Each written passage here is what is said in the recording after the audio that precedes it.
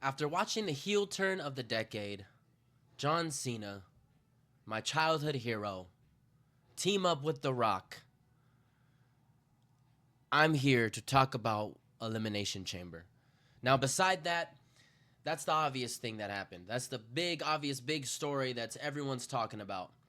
But let's talk about everything else that happened, all right?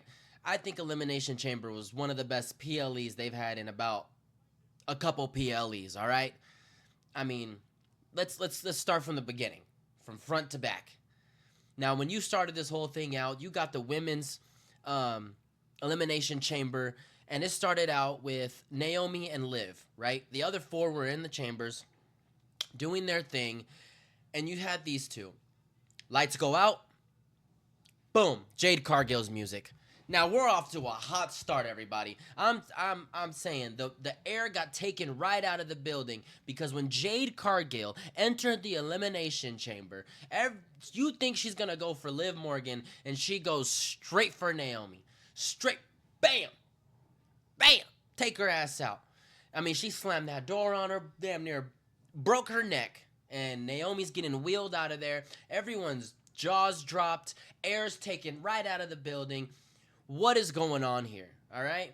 And that gets preceded by an actual amazing women's elimination chamber match. I thought it was really, really, really fire, to be honest. It fired on all cylinders. Everybody got their spots in. Everybody got to get highlights. And it was just fast paced. Bam, bam, bam, bam, bam. And we get Bianca Belair as the winner. Final two, Liv Morgan, Bianca Belair. Those are probably the two everyone had going for them, you know? Like, if it wasn't Bianca, it was going to be Liv. If it wasn't Liv, it was going to be Bianca. It just had to be that way.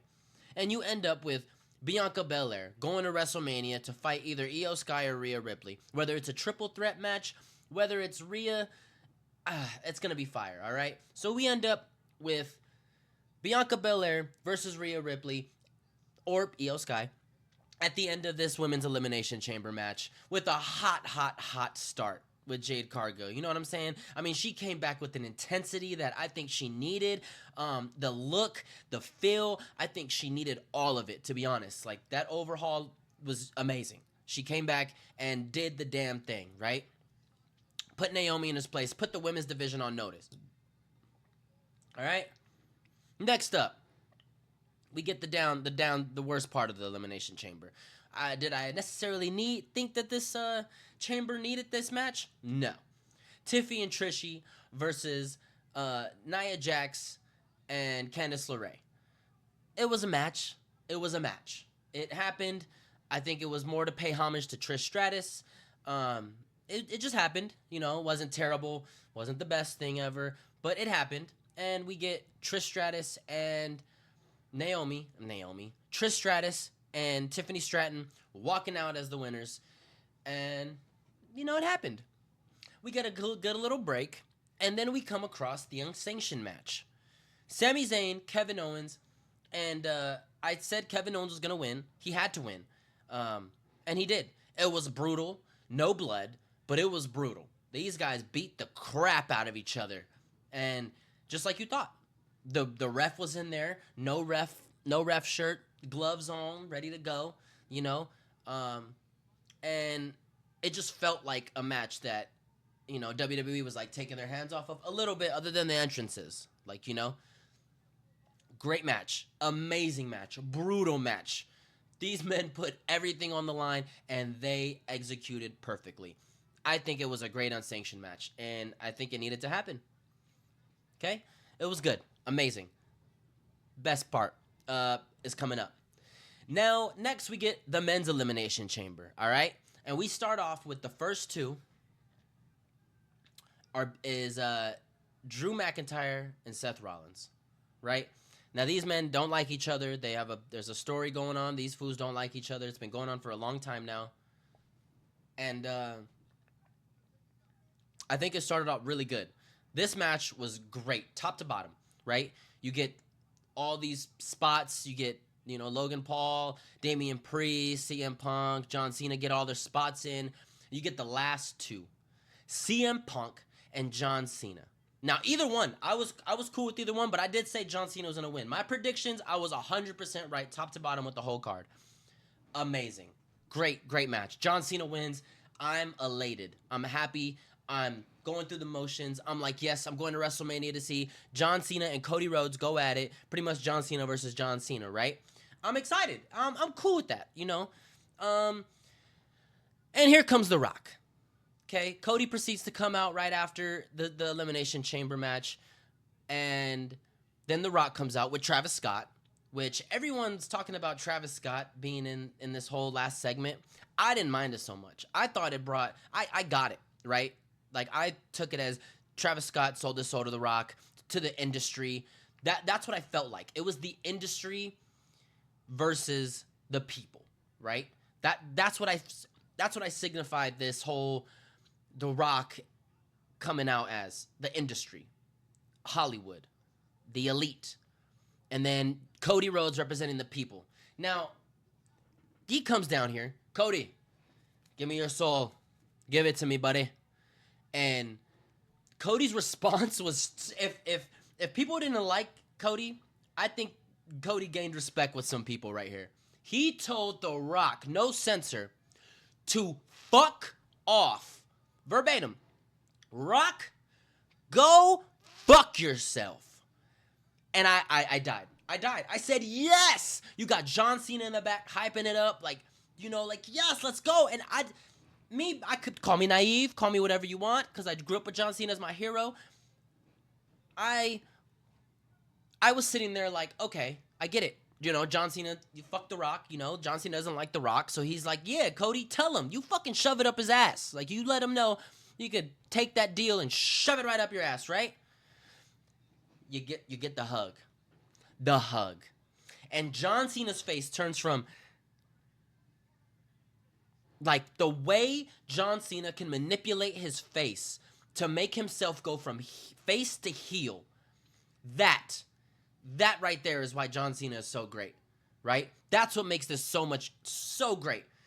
But the way he looks at Rock, and Rock just cuts the throat, fucking, it was cinema. And I'm like, so a part of me is like, okay, The Rock's gonna fuck you guys, I'm out of here. And then we were gonna get a cliffhanger, right? Nope. John Cena proceeds to look at Cody right in the face and kick him right in the balls. Ladies and gentlemen, we get an official John Cena heel turn. And they proceed to beat Cody for the next 10 fucking minutes. Beat him senseless. You beating him with the watch that he gave The Rock. You smacking him with that fucking belt. Whipping his ass. And this just made WrestleMania so much more interesting. I mean, everyone was talking about how the hype for WrestleMania was like kind of whatever, kind of mid. Like, if this didn't get you excited for WrestleMania, then I don't know what is. It's pretty much the industry versus the people, right? Because Cody finished his story last year. Now this year, it's him as the champion going against the whole industry, going against Hollywood. But when that heel turn happened, I was going through such an amount of emotions because John Cena won. So I'm happy that John Cena won, and I'm going to see John Cena at the main event of WrestleMania because I'm going to be there. But the heel turn is what it was this high and then this low they brought you down on. And that's what makes this cinema. That's what makes this segment so fucking great. Not only did some people not see it coming, and if you did, you're lying. You're lying if I seen John Cena gonna turn heel. It had to make, no. This is his last year. You think John Cena's gonna go out a heel in his last year? You know what I'm saying? No. And just the roller coaster. You gotta respect the roller coaster that Triple H, The Rock, John Cena, all of them put you on. This is everybody. This is everybody's part. Not just The Rock, not just Triple H. The execution was so good that's what made this segment so good. And that's what made the heel turn so good. It's like Hulk Hogan all over again. I wasn't around for that. I was like super, super small when that happened. So I can only imagine the win that got taken out of the, you know what I'm saying? If people would have threw stuff into the ring, that's what would have made it so much more better. But I mean, cinema. Travis Scott being there, I get it. He's part of the industry. He's another part of the industry. He represents the industry. It's the industry versus the people. And that's what makes this story so great and so why you should invest so much time and energy into it. Because it's just two polar opposites. And now we want to see Cody get his get back. I mean, he told Rock straight up, "Go fuck yourself." And from Cody, that's out of character for Cody. You know what I'm saying? But just to do it all in that, how everything played out second by second was just great. And I just had to come on here, and from top to bottom, I thought it was a great Elimination Chamber. Did Tiffany Stratton and the Trish Stratus match need to happen? Maybe, maybe not. I think they're paying homage more to Trishy. But top to bottom, great. Just amazing. I think they did everything great. The Jade Cargill return, attacking Naomi right at the beginning, getting things off to a hot start. The unsanctioned match was brutal, and it was a good it was the only one-on-one match they had on the whole card, and these men beat the shit out of each other. They wanted you to feel that these men hated each other. With the return of Randy Orton, I forgot to say, with the return of Randy Orton at the end. How did I forget that when I was going through it initially? But Randy Orton coming back at the end to... Dude, Kevin looks like... You got to realize, like, Kevin's been through a lot. And he's not just here because he wants to be here. He attacked Sami Zayn. He went through the motions with Cody. He went through the motions with Randy because he feels like nobody's being good to him. He feels so defeated. Kevin Owens feels so defeated that he's going after the people that he respects and fucks with the most, pretty much. And so he has to teach these people a lesson. So Randy Orton coming back, bro, I think that was great. Now we got Randy Orton back just in time for WrestleMania. So we got two returns, Jade and Randy. And then you got the men's elimination chamber with the roller coaster that all these men took you on. So, am I hyped for WrestleMania? Fuck yes. I hope you're ready for WrestleMania too. And if you are, hit the like button because I'm going to be there and I'll be updating you guys along the whole way. So, I appreciate you guys hearing my review. I thought it was a great chamber. Great PLE. Probably one of the best segments at the end. They left one of the best endings probably in the last decade I can remember. Like, John Cena going heel, you guys, that's a big deal. It's going everywhere. It's everywhere. And I think they all deserve their flowers. From The Rock, Triple H, Cody, John Cena, they all deserve their flowers. Now, what does that mean for CM Punk and his main event WrestleMania? Maybe it's next year. But I just had to come on here and let you guys know my thoughts, my feelings, how I thought about the Elimination Chamber. Great PLE. Great heel turn.